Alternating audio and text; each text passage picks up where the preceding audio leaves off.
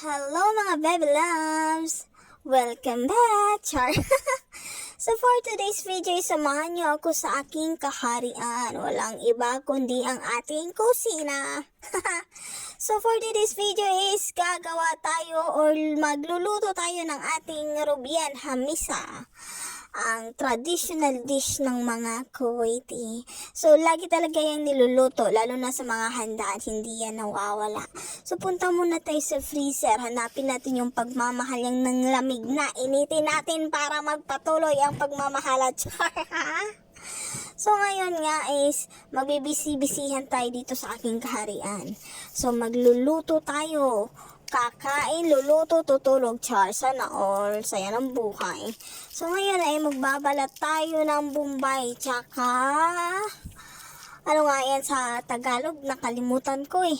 Basta sa Bisaya, ahos. Yung Bisaya, matagod. So, ayan na nga, magbabalat tayo. Siguraduhin mo lang di ka iiyak. Ako lang ba yung, kadama na kahit ilang ulit, halos araw-araw na akong nagbabalat eh. Hindi pa rin sanay ang aking mga mata. Iniiyak-iyak pa rin. Ano ba naman kasi, yung Bombay na yan, parang ex mo, minsan masyado nang mapanakit. Hugot yarn.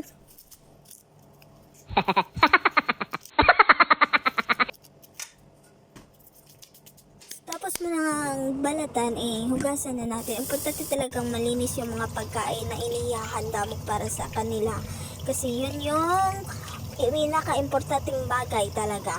Kasi pag madumi yung inihanda mo, nako, punta kang fire exit girl, di ka na mababalik, uwi ka ng Pilipinas nang wala sa plano. Sa panahon ngayon, ang hirap umuwi sa Pinas nang walang pera kasi daming nag-aabang sa'yo. Number 1 na dun yung mga marites na kakilala mo. Pag hindi mo nabigyan ng tsokolate o pasalubong, sasabihin no, nag-abroad ka lang, naging mayabang na, naging madamot na. Sabihin, nag-abroad ka pero walang pera, bakit nung umalis ba ako, may pera ba ako, kaya nga nag-abroad, di ba? Mindset ba? Mindset. So, back to work na tayo. So, ayan, ginayat na yung sibuyas ng maliliit para mamaya igigisay na natin. Ang aking chopping board talaga tumatakbo. Takot ata sa akin to. Buti pa yung aking chopping board, may plano pang mag-move on. Ito kayang nanonood, baka hanggang 2050 pa tong hindi naka-move on sa ex. Move on din pag may time, girl. Naku, huwag kang magpaiwan sa nakaraan. Yung ex mo nga, nakailang na palit. Ikaw, nandyan pa. Huwag kang magpakalubog. Huwag kang magpakalasing sa nakaraan. Matuto kang ilaban ang iyong sarili. Malay mo, someone, somewhere out there is waiting for you. Diyos, ano nga yun? Nakakapag-English, Inday. So, ayan na nga. Malapit na tayo matapos magayak ng aking sibuyas. So, ayan. Kita yung mukha ko, iyak na iyak. Akala ko nga sanay na ako, pero hindi pa, masakit pa rin pala. Ayan na, nangingiyak-ngiyak si Inday. Ano talaga kahit ilang ulit kang saktan, babalikan at babalikan mo. Pero sa huli, marirealize mo, pag durog na durog ka na talaga, iiwan mo na siya. So, ayan na nga, moving on ha, big word. So, naglagay na tayo ng sibuyas, bawang, at saka mantika, syempre. Hindi tayo makakapag-isa pag walang mantika. So, ayan na nga, tatapusin na natin itong luto natin, huwag na tayo puro hugot. So, nakikita mo naman, nilagay ko dyan lahat ng kakailangan mong spices. Kailangan mo na lang basahin, huwag kang magbulag-bulagan. Pag niluluko ka, buksan mo yung mga mata mo para hindi ka tuluyang masaktan at baka sa huli, pati sarili mo, iiwan ka rin. Hirap pa naman yun, yung pati sarili mo, sinusukuan ka na. Siya na nga lang yung nakakaintindi sa'yo, siya na nga lang yung nakakausap mo. Kaya nga, ika nga nila, love yourself. Kasi sa huli, yung sarili mo lang din ang hindi mang-iiwan sa'yo kahit na nga iniwan ka na ng mundo. Naglagay na nga tayo ng dry leaf, fish leaf, tsaka shibet yung nilalagay ko dyan. Yung iba, yung fresh yung ginagawa nila, pero sa amin yung dry kasi mas madaling gamitin. Tapos tomato blend, tsaka minsan dakos din yung ginagamit, pero mas maganda yung tomato blend kasi maglalagay ka din ng tomato paste para makontrol mo yung yung lasa ng yung niluluto.